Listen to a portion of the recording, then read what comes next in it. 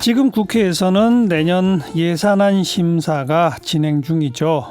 심사를 맡은 예결위. 근데 이제 법정 처리 시한까지는 사실 며칠 안 남은 상태인데 그동안 뭘 어떻게 심사했는지 앞으로 뭘 어떻게 해 갈 것인지 좀 뜯어봐야 될 것 같습니다. 이 과정에서 특히 뭐 소위도 아닌 소위 구성 뭐 이런 얘기가 나오는데 이건 또 뭔지. 자, 나라살림연구소 정창수 소장을 연결합니다. 안녕하세요. 네, 안녕하세요. 네, 이번에 513조가 좀 넘는 예산안을 정부가 국회에 제출한 거죠? 네, 그렇습니다. 최초로 500조를 넘겼다는 거죠? 네, 그렇습니다. 그동안에 말씀하세요. 예, 근데 이제 이런 거 항상 저는 좀 정확하게 해줄 필요가 있을 것 같은데요. 예. 슈퍼예산이라는 말을 자꾸 쓰잖아요. 예. 근데 우리나라가 지금 건국 이후에 예산이 줄어든 경우는 거의 한 2번 정도밖에 없습니다. 예. IMF 때나 이럴 때 말고는. 근데 너무 슈퍼예산이란 말이 너무 자주 쓰여지면서 마치 우리나라 재정이나 이런 게 너무 크다 뭐 이런 프레임이 좀 되는 것 같아서 그런 건 지적을 하고 싶습니다. 예. 다행히 저는 오늘 그 표현을 안 썼네요. 그죠? 어쨌든 처음으로 이제 500조를 넘긴 예산이고 이제 논란이 되는 거는 예산은 항상 늘어왔다고 표현하셨습니다만 몇 퍼센트 정도 늘리느냐인데 최근에 그 평균에 비춰서 어떻습니까? 이번에 인상된 그 비율은? 이번에 9%니까 보통 한 8%였기 때문에 뭐 약간 더 늘어나는 양으로 치면 조금 더 늘어났는데 다만 이번엔 적자가 좀 많은 것이 그 세수 추계를 좀 작게 잡았고요.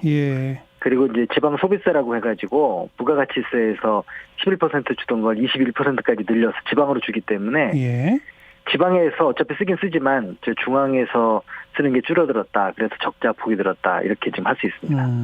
이게 국회로 넘어온 거는 오래됐죠, 사실. 그렇죠. 지금 원래는 국회로 넘어오는 게 이제 60일 전이었는데 요즘은 국회법이 바뀌어갖고 90일 전으로 바뀌어서 9월 달에 넘어왔습니다. 9월에. 네, 근데 이제서 지금 12월을 다 되고 있는데 그러니까요. 아직도 진행이 잘 안 되고 있습니다. 예결위가 본격적으로 이걸 다루고 심사하기 시작한 건 언제부터예요? 10월 27일인가 그 대통령 시정연설하고 시작했으니까 지금 한 달 정도 된 건데요. 중간중간에 계속 또 파행과 또 뭐 여러 가지 것 때문에 실제로 진행된 거는 한 열흘도 좀 되지 않는 것 같습니다. 그러면 9월 달 90일 전에 예산안은 국회에 갔는데 그냥 손 놓고 있다가 예결위는 한 달 전쯤에 이제 시작을 했는데 또 중간에 회의도 안 하고 뭐 심의라고 한 건 한 열흘밖에 안 됐다 이 말이에요? 네, 그렇습니다. 그래서 사실은 저는 이제 그런 말이 있는데 심의 기간에 그 심의 수준이 비례한다 이런 말이 있습니다. 그럼요.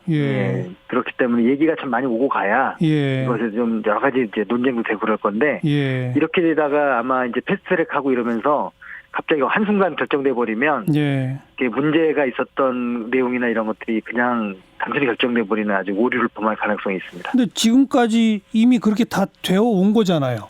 그렇죠. 무슨 논의가 왔는지 예결위에서 어떤 항목들을 어떻게 따졌는지는 속기록에 다 남아 있지만 국민들한테 널리 알려지지도 않고 이렇게 그렇게 지금 돼 있는 상태고 남은 기간은 한 일주일밖에 없는 거 아니에요? 이제 일주일도 안 되죠. 이제 법정 기한이 12월 2일이니까. 그렇어요. 일주일도 안 돼. 거기다가 또 상임위를 예결위를 통과하고 부의되고 이런 거기 때문에 실제로는 이번 주 안에 다 끝나야 됩니다. 그래서 이 예결위라는 게 예산결산특별위원회잖아요. 거기에 무슨 소위를 따로 만들죠? 소위가 50명의 예결위원 중에 15명을 소위로 만들어서 진행을 해왔고요. 여기서 주로 감액을 논의합니다. 이건 공개돼 있고요.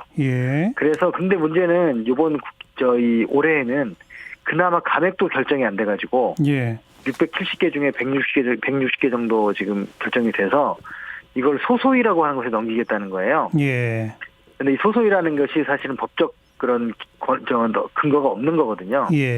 실무회의죠. 일종의 실무회의인데 여야 3당 간사하고 기재부 차관 예산실장 국회 수석 전문위원 이 정도가 참가하는 회의입니다. 그러다 보니까 이게 이제 기록이 안 남고 밀실에서 얘기할 수밖에 없기 때문에 좀 부실한 심의가 더욱더 되지 않을까라는 우려가 되는 거죠. 잠깐만요. 예결투기는 50명으로 구성됩니까? 예결투기는 50명입니다. 그런데 거기에 개수 조정을 위한 소위가 15명이다. 예, 15명이. 그 소위를 구성한 건 언제부터예요, 그러면? 소위 구성은 한 2주 됐죠? 예, 한 2주. 그럼 예. 거기서 뭐 한 거예요? 거기는 속기록이 남는다면서요? 예, 그 속기록이 남고 주로 감액을 논의합니다. 그러니까 아까 뭐 670개 중에 160개 말씀하신 게 뭐예요, 그러니까? 그 감액에 대한 합의가 된 게 160개고요.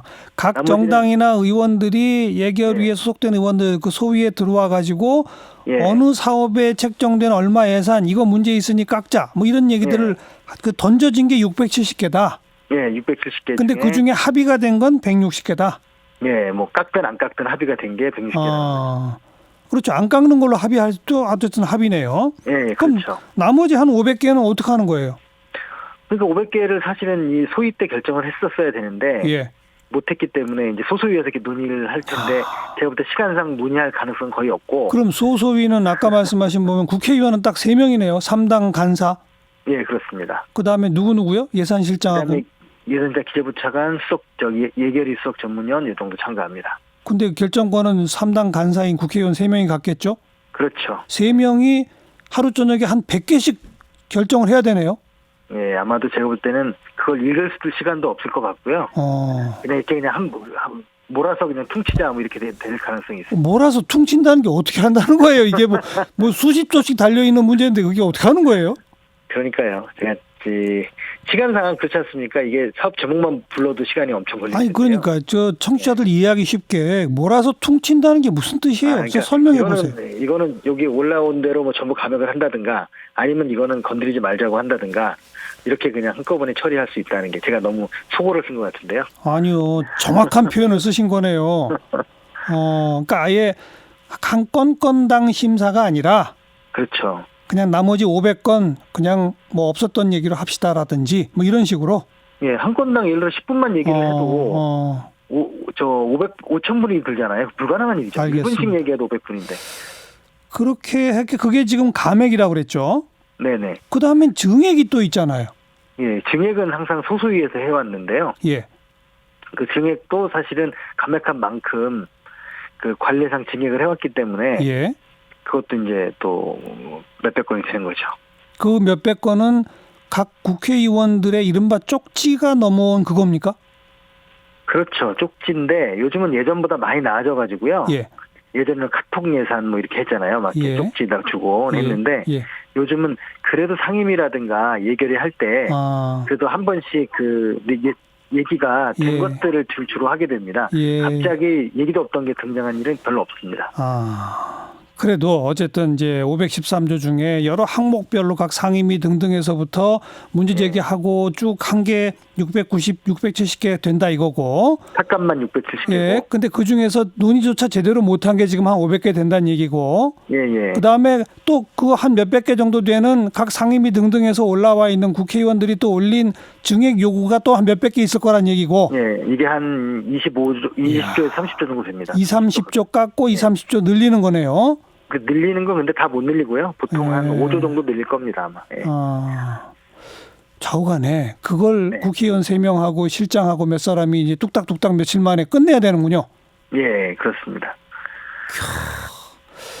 역대 우리 매년 이렇게 보면 정부가 제출한 예산이 대체로 어느 정도 삭감이 돼서 결론이 납니까? 평균 잡으면.